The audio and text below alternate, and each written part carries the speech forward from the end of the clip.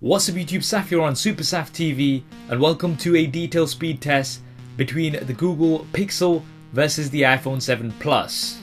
Oh, Pixel? Why not the Pixel XL, I hear you ask? Surely to make this test fair it should be between two 5.5 inch devices? Well, not necessarily, because the Pixel XL actually has a high resolution Quad HD versus the Full HD resolution of the iPhone 7 Plus. So that test wouldn't be too fair, because the XL will be pushing out many more pixels. So this way, by using the regular Pixel, we are comparing like for like, 1080p versus 1080p, and that way nobody can complain about the resolution. So now that that's been clarified, this speed test is going to contain everything from benchmark scores to camera launch to app tests as well as multitasking. Now if you want to customize the look of your smartphone like I have done here for my iPhone 7 Plus, then I definitely recommend picking up a skin from our channel sponsor Dbrand. I'll leave a link to them in the description below if you want to go ahead and pick one up. Now I'm not including the fingerprint scanner speed test in this particular video because a lot of people say it's pointless. So if you do want to see it, then drop me a comment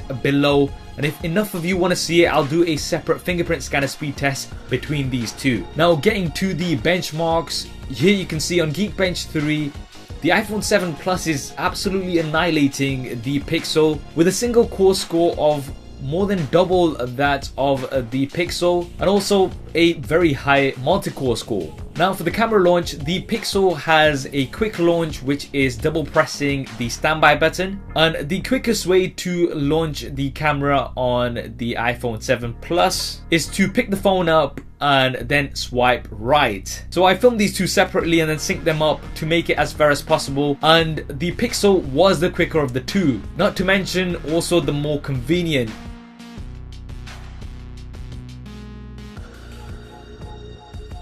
Now getting to the app test, you can see that we've got nothing else open in the background, and here are the list of apps that we'll be using. So they go from some very low intensive apps to the more higher intensive apps such as games. So starting off with the calculator, both were very quick. I'd say slightly quicker on the Pixel there, and we're going to do a very simple equation and leave this on in the background just to see if it stays open.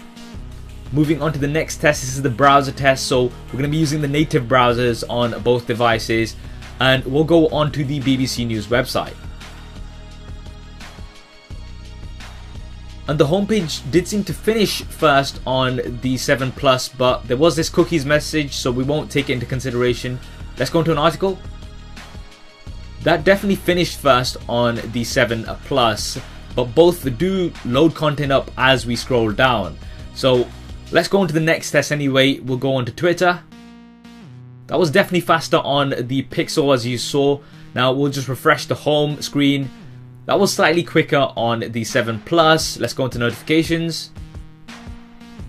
Very close, very close to tell. I think it was slightly quicker on the 7 Plus. Let's go into Instagram. Definitely quicker to load the latest content on the Pixel. Now we'll go into my profile. That was slightly quicker on the 7 Plus, and let's open an image. Slightly quicker on the Pixel. So interesting results so far, very close. Now let's really try out the speed by going on to YouTube. Now the content that's loaded on both of these is different, so we can't take that test into consideration, but we'll load the same video. Very close. I'd say it's neck and neck. Maybe ever so slightly quick on the 7 Plus. Let's go on to Angry Birds 2. So we are now building up on the games. Speeding this up. Finish first on the 7 Plus here. We're still waiting for the Pixel to catch up. So it does take quite a bit longer for Angry Birds to load up on the Pixel compared to the 7 Plus. And now let's leave this open in the background and we'll move on to the next game, which is Temple Run 2.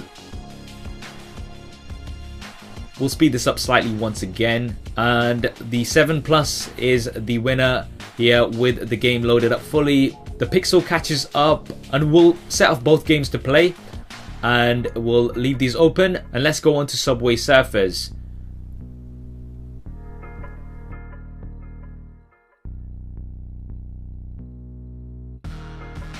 Finished first on the 7 Plus, so you're seeing a bit of a trend here. games do seem to be quite a bit faster to load up on the 7 Plus. We'll leave the game playing on both here, so it's running in the background. Now let's move on to the last and final game, which is Dead Trigger 2. Wow, the home screen was super quick on the 7 Plus. Now we'll play the game and see how long it takes to load up the actual game.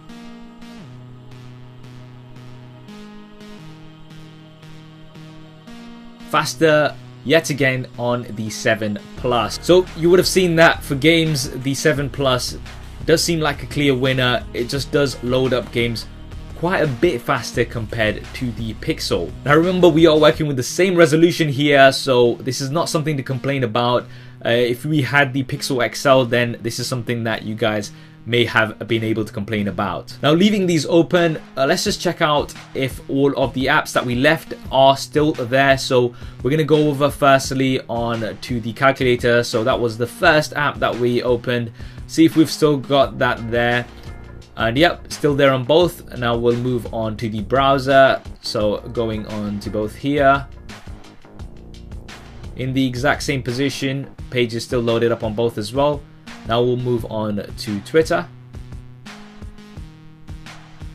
Yep, same place. Next, Instagram.